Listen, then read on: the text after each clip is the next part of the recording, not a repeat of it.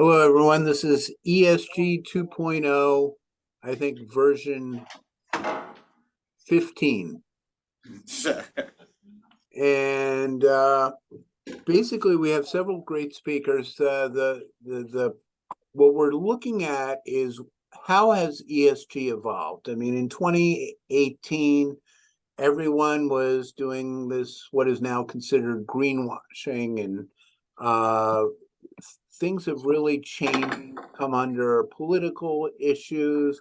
We've learned things, some of the ideas that Europe was looking for in terms of transferring over to renewables and getting rid of nuclear has not proven to work as flawlessly as they had envisioned. And so really our purpose here, given that we're talking to family offices, is to identify what I like to think of as the tip of the spear. What are the new emerging growth areas? So today we've got three great speakers. We have Michael Poisson, and he wrote a book that I recently purchased, and everyone else should consider it.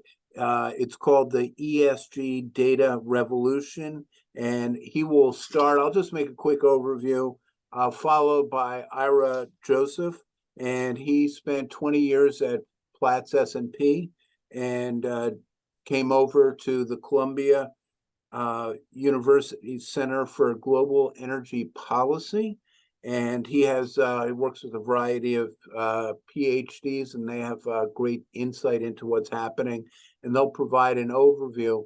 And then we'll finish up with Victor. And what Victor has multiple degrees, very smart guy, has an interesting former hobby, which I'm fascinated with. And he did kickboxing in the Far East. So, if we have extra time, I want to know about what the chances are getting him in with Jackie Chan and finding out what he thinks his odds would be. But on a more serious note, I have some questions that I'm going to pose to each of these distinguished speakers, and we'll start with Michael Poisson. And my question basically would be, how has ESG changed from 2018 to today? And what are your thoughts on getting to carbon neutrality? And anything else you want to add in, given our earlier conversation? Go ahead, Michael. Great. Thanks, Tyson, and thanks, Marty, for having me. It was great to do this same group in Texas a few months ago. So I guess I want to say, one thing is apparent that this might be the last time that Marty has ESG on the agenda, because it's not as compelling, it seems, as it was at one time. So one way to clear a room is just have the ESG session. no, the room behind is packed with people right now. I'll take your word for it. Oh, it is. But my survey results will be skewed then. So my question to the audience is there anybody here that's willing to identify as anti-ESG? It's a pretty broad topic. It's like being anti-air, right? Well, I'll say yes. Great, but it's I think it speaks volumes, because I've been asked recently a lot, why has the term become so unpopular? Why is it becoming weaponized? What is it about this thing called ESG? And what frustrates me more than anything else is that the misconceptions are people not knowing what it is in the first place. So I like to start with ESG in and of itself is not a thing. ESG is a framework, it's a language, it's a means by which we can communicate something. But ESG itself is not a thing. So when I want to point out, Tyson, the anti-ESG folks, it's like when I'm feeling a little heavy and I look at the scale and I'm mad at the scale because it's telling me something I don't like to see. Well, it's not the scale's problem, it's my problem. So, I ask people, can I better understand, what you believe ESG is? And again, within the context of a framework and a way of explaining things, I get a little bit better of a conversation, if you will. With respect to the question of, why has it become an unpopular term, or why is it becoming weaponized? I like to look at four basic fears of ESG. The first fear of ESG is the fear of the unknown. gets back to this definition. People aren't quite sure what it is. And which kind of bleeds into fear number two. If, you know, if you're violating my rights on something, don't pollute, be nice to people. You're telling me what to do. I call it the January 6th Groundhog Day. You wake up, you're mad about something, you're not exactly sure what it is, but you're mad about this thing. And again, ESG is a great target for this, but people are mad. But when you, again, open up the conversation and start understanding what they're mad about, it helps. But fear of the unknown, fear of being, some personal right being violated. I think there's a fear of futility. I'm just a person. What does my wrapper in the garbage can do? So there is a certain amount of fear of futility, but the big one these days is the fear of politicization and weaponization. So but that said, I think that the volume on ESG in September of this year is turned down. I think the bass and the treble is turned up. But since Larry Fink made his public statement about backing off of ESG and using the term itself, doesn't say he's going to stop sustainable investing, but he's going to stop using that word because it's become so unpopular. I was amazed at the impact that it's had, not just to the American markets, but globally. People aren't screaming ESG as loudly as they were. That doesn't mean the efforts have stopped in any way. I think the efforts are still there, the projects are ongoing, and there's a whole bunch of worldwide regulation that's tuned up, but it's not as loud anymore.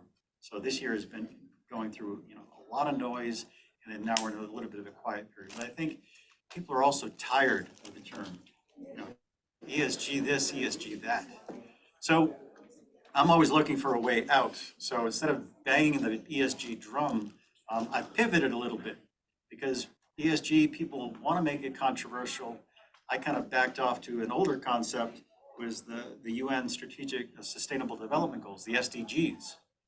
Now, why aren't people criticizing these as loudly? You've got 17, big goals, anti-poverty, non-education, women's rights, feeding, good water, et cetera, et cetera, et cetera. They're very, very well-defined goals. There are targets, we know where we're trying to get to, and yet they're not as offensive as this thing called ESG. So I'm just pivoting for the time being to say, well, if you don't like ESG, that's fine. Throw it on the back burner for now. Let's talk SDGs for a little bit. Meanwhile, it's ESG and sheep's clothing. So I'm making some progress there. But that's just a general perspective in terms of ESG. It's not as loud as it was earlier this year. It's getting a little bit gentler, but it's not going away at all. I know this is a family office meeting. Everybody's looking for the trade, the deal. Where do we make money in ESG? I like to talk about ESG as an asset class itself, which is a weird concept. What are the investment opportunities in ESG? I think there's a few different areas. Of course, things like sustainable projects are just doing nothing but ramping up. There's a ton of startups in the ESG services world. And quite frankly, it's a very dangerous investment these days. I am a vendor of research and data. I'm not a solutions provider, but my data goes and fuels these solutions providers, either for them to create ratings or trading systems or trading models or portfolio management or compliance. I don't care how they use our data, but I'm seeing a lot of startups start up and then wind down because they're just not getting the traction. And you would think that wouldn't be the case because there's a whole world of regulation that's being released. And actually, in Europe, it's happening now. People have to file reports to their authorities on whether it's a green fund or not. More transparency into the funds, protecting this greenwashing, which, by the way, greenwashing is now an old term. It's now rainbow washing. So back to the SDGs, there are 17 sustainable development goals, and they all each have a different color. So if you start criticizing each of these components, you're now, or promoting each of these components, you're not just greenwashing for green water or green fields. It's now considered rainbow washing. Anyway, there's a whole field of audit and assurance and insurance that's springing out of the ESG world. So in terms of an asset class where's the best bets? I think the well-established services companies, still for research and data, it's tough to beat MSCI and a company called Sustainalytics.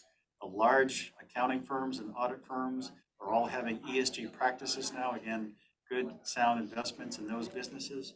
And the startups will come over, the surviving startups will come over time, but there's just a lot of pressure for the run to a safe ESG provider like an MSCI or a Sustainalytics.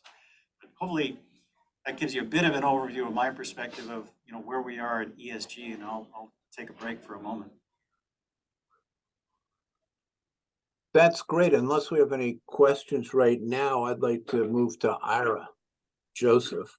And as I said, he worked there for Platts S&P for 20 years and is now over at Columbia University's Center for Global Energy Policy. And I have the same question, which is, how has ESG and impact investing changed since 2018? And we discussed LNG as one of the best ways to reduce carbon, bring us to carbon neutrality rapidly without having to reinvent the wheel. What kind of insight could you provide for us on that?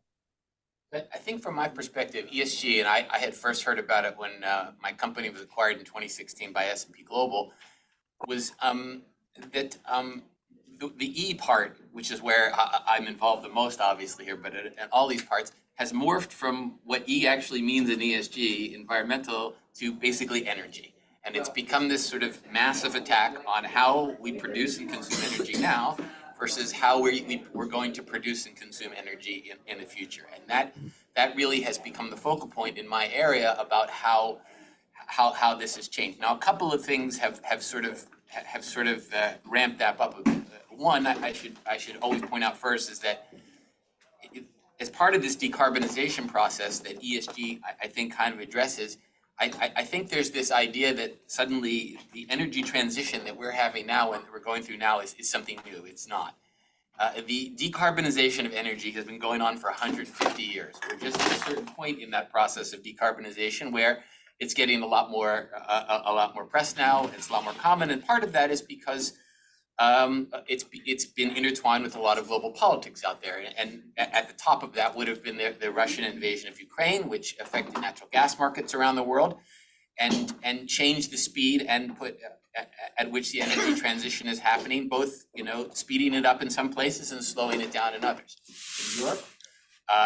In Europe, Europe's transition was partly driven by ESG, but frankly, Europe's transition to renewables started in 2006 when the Russians cut off the Ukrainians for gas the first time. And then they decided to go all in on renewables. It had nothing to do with ESG. I'm not even sure the initials ESG were even invented in 2006 yet. But that being said, that's what happened at that period, and they went all in. And to some extent, that was actually, in terms of policy, good planning by the EU, because if they hadn't gone all in on renewables back in 2006 to get where they are today, the Russian gas problem in Europe and in the world would be 50 times worse than it is today. So in that regard, there was some long-term planning that now is sort of bundled in with ESG, but really that was not the original intention. It was pure power politics at the time. So the Russian invasion, again, it has sped up the ESG process in Europe. It has sped it up in the United States, but because of the Russian invasion of Ukraine, high natural gas prices, it's actually slowed it down in other places, because basically what happened over the past 2 years is that Europe has bought more natural gas in the form of LNG from the rest of the world, and Asia is simply burning more coal as a result. So there's definitely a pull and push around the world in terms of how quickly the transition is happening. And Tyson, to your specific point in LNG, has been particularly with the transition a real turning point here, in the last 18 months. Because of the invasion, a lot of LNG projects and a lot of natural gas projects that were kind of on the margin around the world and we weren't going to be sure if they were going to be built or not, actually have been greenlit and gone forward. And it's created a massive amount of investment flow into the natural gas business, particularly the LNG business. But the thing is, so much money is being invested in LNG supply, and the contracts that are being signed on that side of supply are not necessarily being signed by the actual consumers of the gas in the future. They're being signed by portfolio players, middlemen, brokers, whatever you want to call them. So we have a huge amount of investment on the supply side, and frankly, the demand side really concerns me here, because I'm not sure there's going to be demand over a certain period of time for all of this gas at the price that the industry expects the gas to be purchased for.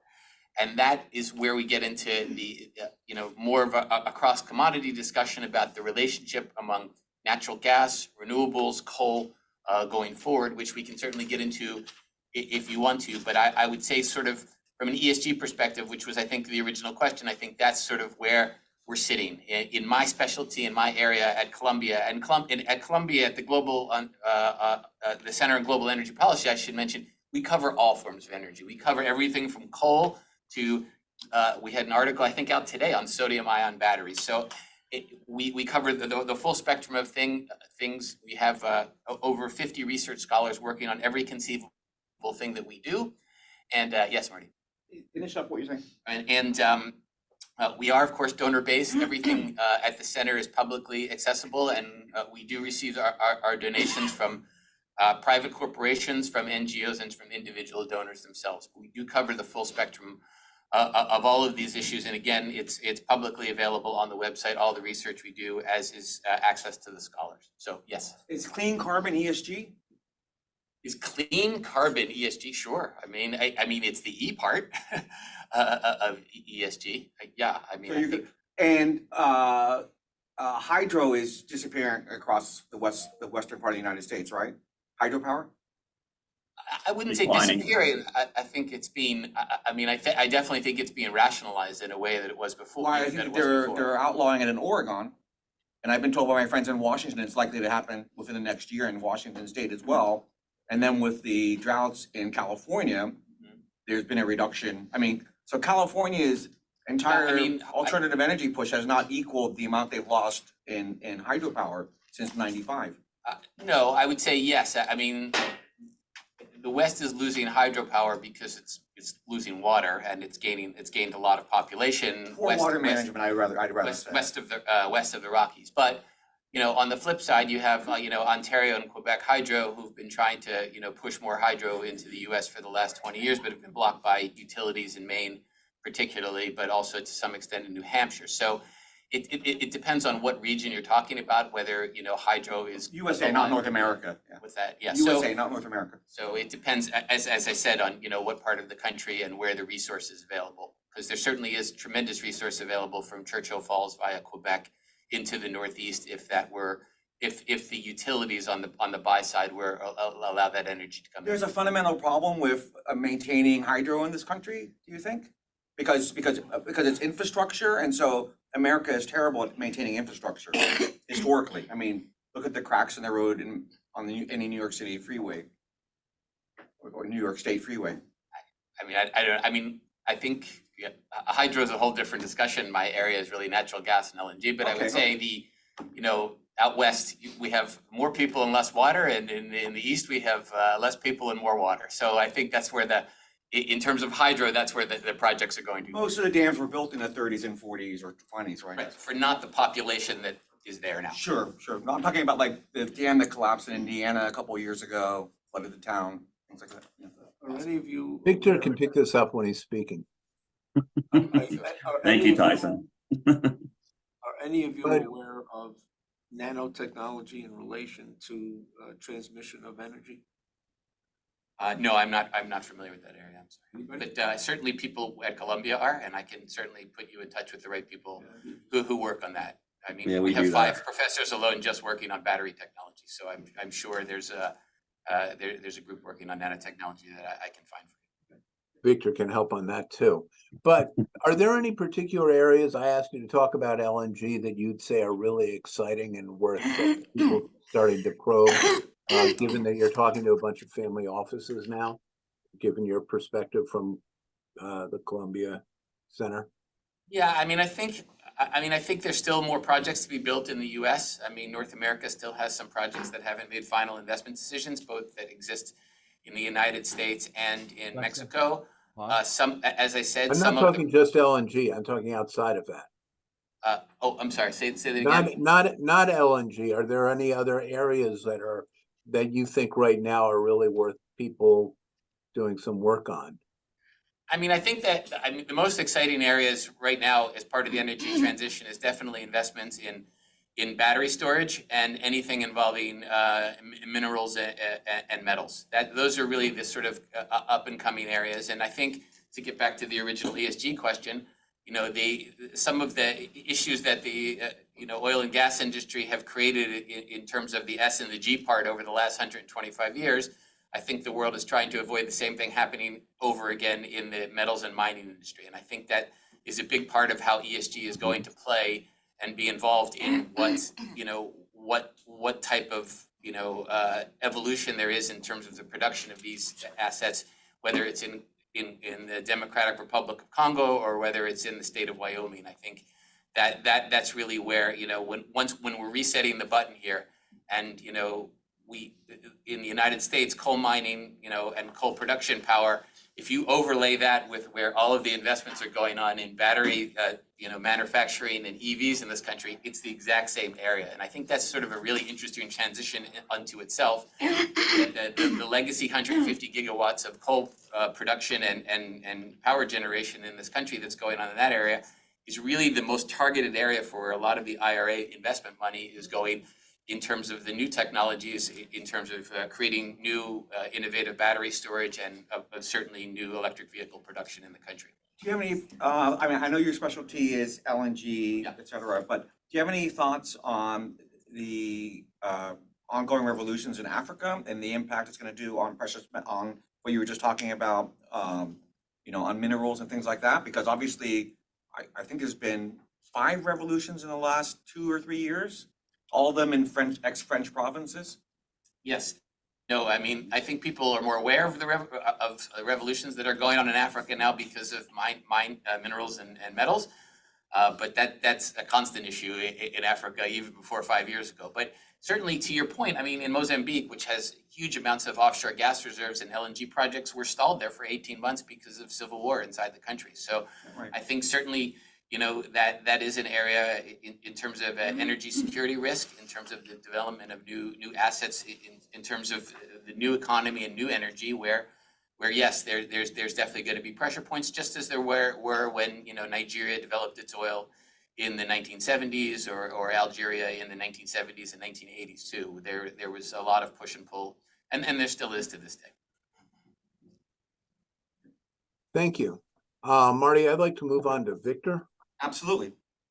Victor Sauers is a Texas practitioner working in the fields and with the electric grid. And we'd spoken and he's spoken here before, but he's going to talk a little bit about the electric grid, the IRA, silicon, stainless steel, batteries, the internal combustion engine, zinc technology. So where Ira and Michael provided a broader overview, Victor is going to give us some more specific industries and technologies that we can really start to look at for where we see opportunities. So I guess that actually, if that wasn't the intro question, my question is this: where do you see roadblocks right now in the energy transition, and where do you see business opportunities?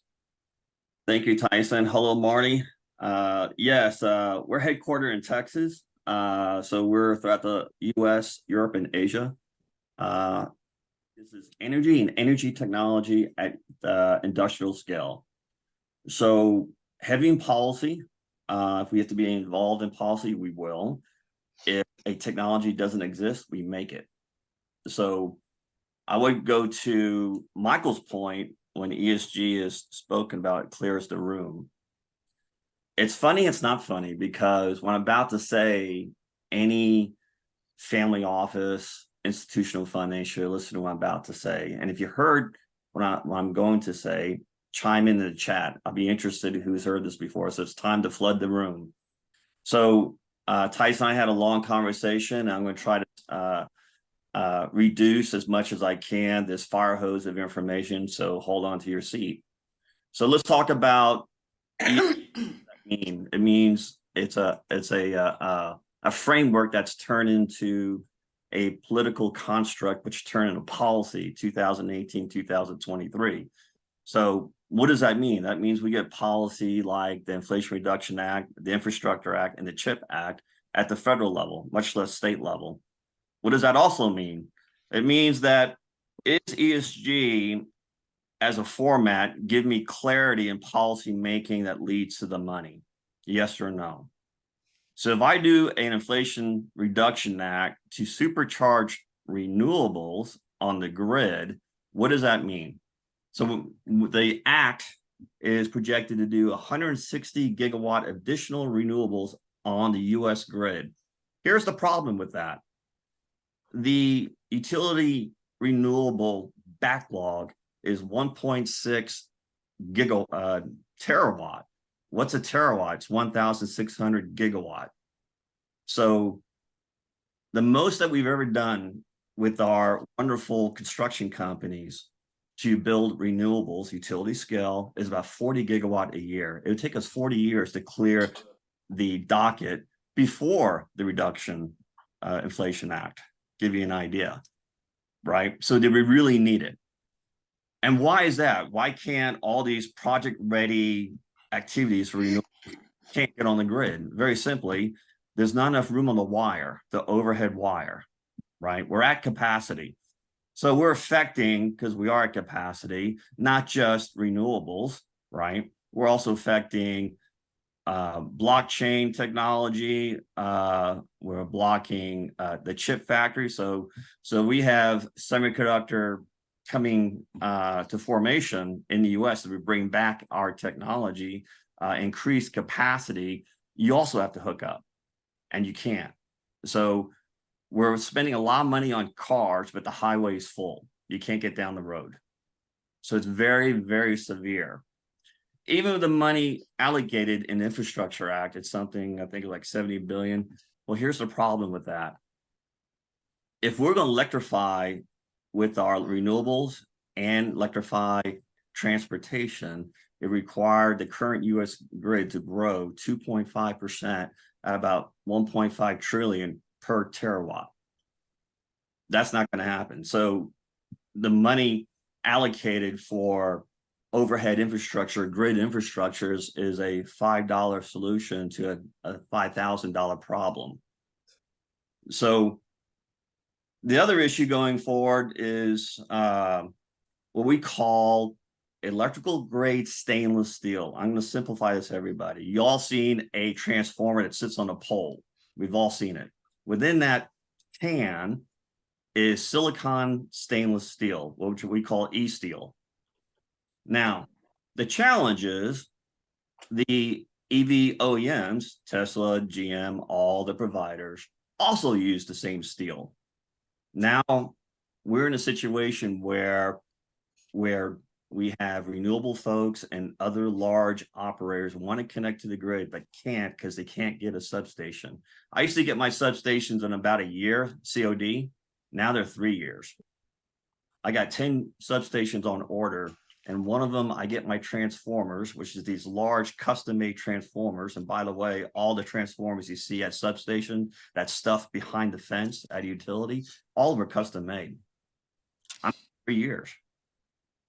So if we want to do this large scale renewable, if we want to do electric charging stations, and by the way, every single CEO, we work with about 250 executives in utility space, every single one of them to a person says, we can't do charging stations. The very simple fact, if we have a charging station, it's not a charging station, it's 10 to 15. At 10, that's 3.5 megawatt. That'll take down a substation. Now, to be fair, most substations are about 10 to 20 megawatt, but they have a D-rated, right? All utility wire and transformer are D-rated. They'd be able to handle peak power, storms, things of this nature, what we call reliability, right? So, which also takes silicon stainless steel. Those little boxes, little Tesla boxes, or any kind of charging technology, they all use the same. So we're at a hard stop. The way we're going right now, we do about, for E-steel, we manufacture about 450 metric tons a year. If projections keep on being pushed like they are, then 2027 we'll be at 4 million metric tons. The problem with that is e-steel or electrical steel is 1% of all the mills, steel mills in the world, 1%. It takes 5 to 7 years to either expand a mill operation or build a mill operation, right? So this 2030 timeline or 2050 timeline is way off the mark. So in trying to handle the E part of ESG, we have a problem, a large problem. So you have to ask yourself, where's the opportunities? The opportunities that we see is in transmission, invest in transmission. We see opportunities in getting into the manufacturing of silicon stainless steel.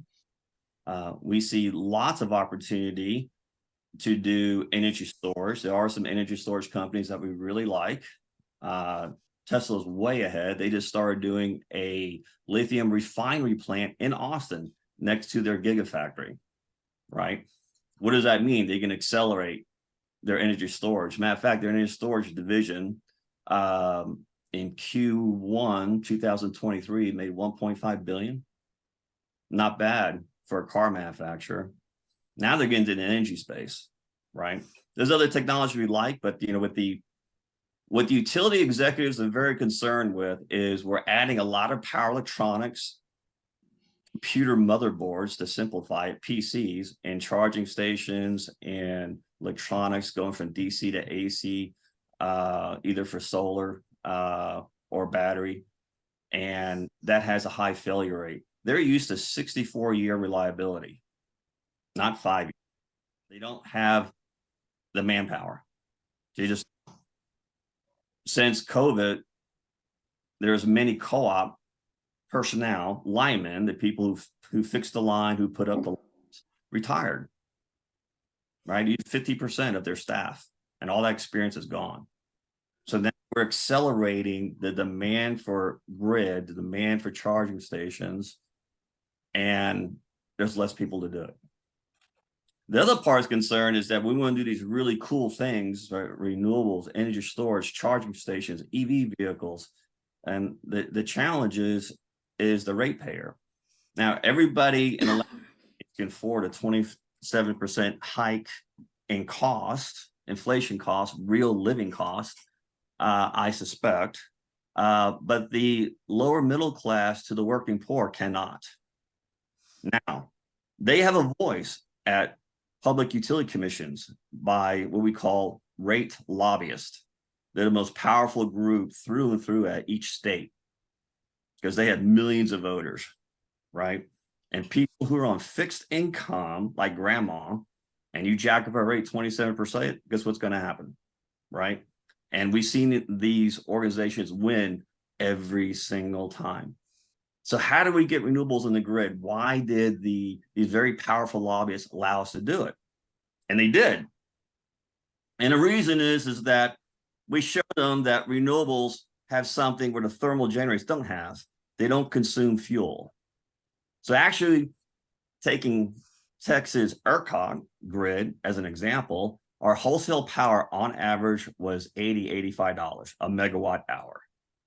Because we had renewables in the system now, we had a third source of power, and our wholesale rate went down to $25.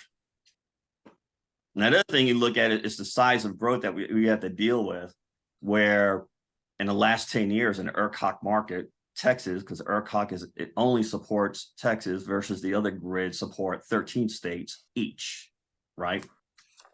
We're almost 100 gigawatt of load. California is typically 25 gigawatt. And in 10 years, we grew the size of California in load. A lot of people don't know that. As we're speaking right now, our listening audience and viewing audience, Texas is generating more renewable than California has load, just in the renewables. So it's interesting. So there is a opportunity for battery, because I feel that we might be able to go faster than gas turbines, which is typically the fastest way to get base power, firm power on the grid. The question is, and the challenge is that a battery storage at gigawatt scale is also a load. That's the challenge. Where do I load? Right now, the way we do energy storage recharging, it's a thing called dereg. In other words, the grid pays us to charge our battery because we slow down the grid. Because at night, we all know the grid powers down about half, right? So we use our batteries as a break and we get paid for it, right? But there's a certain amount of penetration where that's cost starts going up. So that's another part to think about.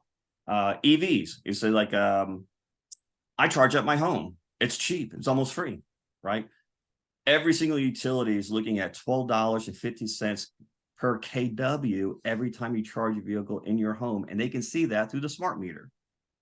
In addition, for charging stations, gas station per se, they're looking at $1 per kW as soon as you plug in your vehicle. So regardless if you have a non-Tesla vehicle, which usually can charge up to 150 kW, or a Tesla at a supercharger, which is 350 kW, that's $350 as soon as that plug touches your vehicle. Plus kWh, right?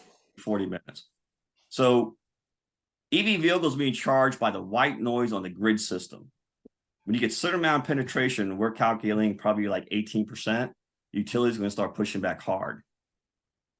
You know what, this is what we're going to start really charging. So the true cost of EV charging is not fully apparent. And if we do electrification of our transportation, who's paying for that $3 trillion bill? That'd be quite the rate case. We go to UC, we say reliability, they give us the ability to increase rates. But I'm not going from 10 cents to 30 cents. I don't think grandma will appreciate that as an example, nor the millions and millions of other voters. And that's the pushback. So we do have an opportunity where I'm a big fan of having another option for thermal generation because it does bring down the wholesale price. But if we go too fast, then we're harming the people we're trying to protect. We're also a big fan of hybrid vehicles because we talked about if emissions is the goal, bring down emissions. Hybrid vehicles can bring it down 6 times faster than an EV vehicle. Why? Because the size of battery that I need in a EV vehicle is 6 times larger than a hybrid F-150 compared to the F-150 Lightning. And so if I drive around town, and most of us only drive maybe 20, 40 miles, right? The hybrid vehicle on electric battery can handle that. It's very cold, like in Texas has extreme weather, 107 or 7. That's in the vehicle. So if you have 100% charge and you charge at 70 degrees and here comes a cold front the next morning, you have half that charge. We see it again and again. So those kind of things is where do you want to put everybody in a bad situation? And what is your goal? And ESG has an item where, you know what, where's this ESG thought process in energy going to affect policy? And then we see the opportunity for investment, either for infrastructure and or technology. Victor, so we only have about 10 minutes, but I want to ask you a couple of questions. Please do. Your background is engineering? So engineering and science, I came from semiconductor. I was the very first guy to go nanometer at Applied Materials in Santa Clara. I was the guy that did that.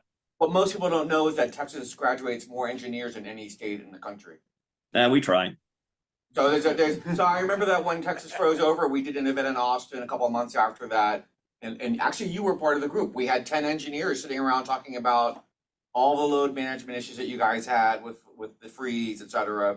It was probably the most interesting conversation I've ever had on ESG, right? Because there was actual engineers there talking about how to actually make it happen, right? So you know, kudos to you guys and your knowledge of the space. But my concern is obviously of the grid, right? And you know, the ability to charge a Tesla. You know, I think there was a Wall Street analyst who was also an engineer who said that if you overload a neighborhood with too many Teslas, you'll bring the grid down in that neighborhood. That is very true. So we're all familiar with the green transformer that unfortunately sits in somebody's yard, correct? That charges 10 homes on average. Now, when I'm at the 4th level 2 charger, the utility has to change that transformer to upgrade it, including the wire from that transformer that's sitting on the ground to the interconnection point. Somebody has to pay for that. So the other 6 families, 6 homes have to pay for that. And they don't have a test, they don't have a charging, right? So we sit in a lot of closed door rate cases build up. You build up the rate case. Every single one of them is significantly more expensive than people are used to charging their vehicles for. So if you really like the drop of emissions and you believe between EVs and hybrids is the solution, well, for infrastructure, we're going to have to pay for it. And that payout has to be structured in a way not to harm 60% of US citizens who live paycheck to paycheck. And ESG should be part of that solution. Go ahead, There's Michael. some comments here. Wait, Hold we have on. a question down here at this end. Victor, I'd like to ask a question. We're familiar with AC and DC current and what the difference is between them. The question I have is, what impact would a wire that conducts 100% electricity from one point to another versus the wires that we have now that conduct maybe 65 from one point to another? And that's just one comment. There are other things I could say. What was the question? That was the question. Question is the what, going from 65% to 100% on the wire. Victor, going from 65% to 100% on the wire? So the problem is the most of the grid is designed to run 100 hours a year at max. And proponents to say that is enough room to add renewables and energy storage and on and on and on. I said yes and no, because when you start heating up the wires beyond, let's call it, we have 8,600 hours a year. You're doing 100 hours at peak during the summer. Let's say you crank it up to 2,000 hours of peak, right? Because now we have renewables, now we have batteries. You're going to wear out the wires, and now you have another capital expense that's going to be passed through to the ratepayer again, right? And that's number one. Number two, if we start loading up that, then reliability issues come into play. But DC we use for long range shots. So we're going something 600 miles, 1,000 miles versus AC, right? That's the main purpose of it. And Texas has 2 large DC ties into the national grid, by the way. But you lose 35% of transmission. You do, so that the other component, well, not that much for DC, but AC, yes, on long runs. And you only go a certain amount where it just doesn't make sense, regardless of how much voltage you pump into it, right? So the other one we're looking at, which is being done, is, you know what, reduce before you produce. Remember the 2008, and we had the state mandate, 24 states did a energy efficiency for C&I, commercial industrial. And they went for it during the Great Recession. And they did so good, we lost 5 states of power. We went from 1.1 terawatt down to 900,000 gigawatt. We dropped a ton, right? So then you produce how, right? Do you do microturbines? A lot of looking at microturbines to charge their own properties and put it into their refi. And what I mean by that is commercial properties that currently have a service debt get refi approximately every 7 years. And on that 7th year refi, it's the responsibility of the debt holder to keep that commercial property up to value, right? So they put in the glass, they put in the facades, and they put in a microturbine. And the underwriter says, what's that? It's energy efficiency. And they're okay with it, right? So now you have value. So in Houston per se, that is a market, that is a gross market. Now you can get other revenue, because you're not relying on utility to support your tenants. You're the utility. In a gross lease construct, you can do that. A triple net, you can't. So I know we had an expert savant in real estate yesterday, so that would be an interesting conversation. So those are opportunities to say, we only need so much wire for so long. The other issue is, even if it's a short run, let's call it let's call it 1,200 miles. You're going through other states, and right now it takes 11 years to put one line in, one line. Full. So outside of the massity of grid upgrade, just the fact getting through all the regulatory barriers, because the PUCs that wire crosses other states, they don't want to pay for that. That's the reason that none of the grid operators, which is MISO and SSP that surrounds Texas, they do not want Texas to connect to the national grid. They go, and this happened before. In the 1980s, Texas tried to connect to the national grid, and all of our partners per se said, no, you guys are too expensive and we can't support you. Now, from the 80s to the 2000s, where we're many times bigger and they haven't grown, they really don't want us connected to the grid. Now, we have people say, you should connect to the national grid so you have more reliability. I said, no, they're only 9 gigawatt load. We're a 100 megawatt load, gigawatt. Tyson, we got about 5 minutes, and there's other comments here. We have another question down here. Victor, if I heard you correctly, you said that simplistically speaking, hybrids are 6 times more efficient than EVs. Did I hear you right? And as far as emissions are concerned, you can deploy the hybrid vehicle quicker than you can an EV vehicle. And The disposal of hybrid is less toxic than a disposal of EV? Well, a lithium is a lithium, correct? So that's one part. The other part is the used car market. The used car market is 5 times bigger than the new car market. If you look at 2-year appreciation of electric vehicles, it's cut in half. So they get pounded on, if not earlier. A hybrid vehicle does not get pounded on used car market because the underwriter is less risky that something happened to the battery and then the owner would drop the vehicle off and not do payment. a related question, any comments, if that's your area, on the hydrogen, because there's a steering debate right now brewing up on the hydrogens as a fledgling concept? I talked to my hydrogen. We did a 630 megawatt hydrogen plant. I always ask the developers, where's your feedstock and where's your exit? In other words, your hydrogen is going where, right? Is it sustainable? And then how are you getting to it? Are you doing in connection with a gas grid? And some say, well, we're going to lease gas pipes, existing gas infrastructure, natural gas infrastructure. I said, you realize when you do hydrogen, it leaks like a sieve, right? So how are you going to transport without losses or in danger? Because hydrogen is a bit of a explosive element.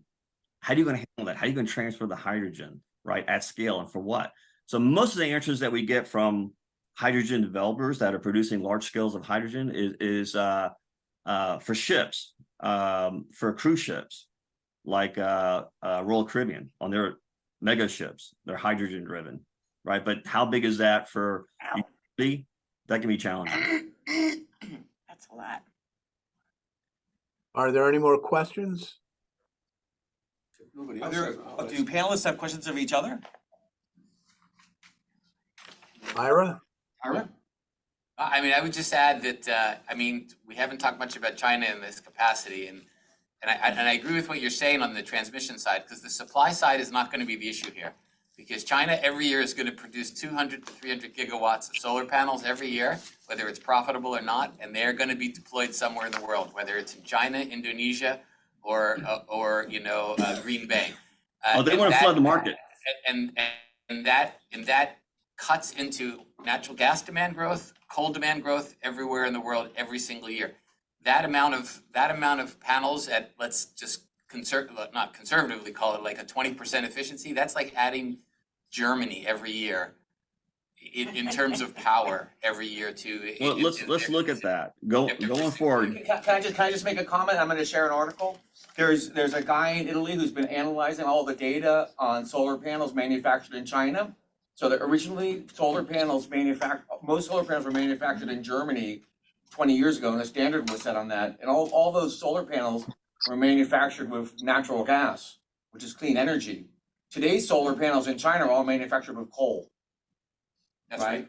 And they're said to be 3 times more toxic, but none of the regulatory or global groups have recognized the transition from manufacturing using clean energy to dirty energy. So the whole interpretation of the metric of how clean solar panels are is, you know, subject to more scrutiny. Well, it is, but the problem is when I talk to my wonderful green friends, and by the way, we wrote the energy storage rules for 3 grid operators. We did the wind rules, and actually we developed thin film solar through Applied Materials. So we're not your enemy. But the same token is when I talk to my lovely renewable green friends, I say, is it your idea to get rid of fossil fuels? Yes or no? And is natural gas part of your makeup of getting rid thereof? Yeah. I said, okay. 25% of raw natural gas is used for food production, which creates 50% extra production of food to feed 8 billion people. So how are we going to feed 4 million people if we're off natural gas? If we go from the hydrogen route, which some of my smart friends brought up, it would increase the cost of food beyond most people who can afford. So there's a domino effect outside of energy, right, and things that we enjoy that has a domino effect that harm people who are not as capable as the people on this phone call. So if I could conclude with something, Marty, I sarcastically said you may not have a ESG panel 3.0 or 4.0, but it's very sarcastic in that, although the ESG conversation generally shifts to the E and focuses on the E, over the past 2 days, I mean, even today, he talked about tribal investments. Yesterday, all these real estate investments, do have leads and GRESB issues that people are talking about sustainable buildings. The private equity folks talked today about poverty in Africa. So, I mean, my very first ESG conference 10 years ago, the questions always, the panels always ended, or the conference always ended like, in 10 years, what's this conference going to be like? And they said, well, we'll have no need for one because it'll be so integrated in everything we do. I think we're a bit away from that. However, as evidenced by all the conversations, ESG and these types of issues are in all of the conversations. So there's nothing to get heated about in terms of ESG as a topic. It is a way of life and it's a common language. And again, whether it merits its own session or not, I think it's great.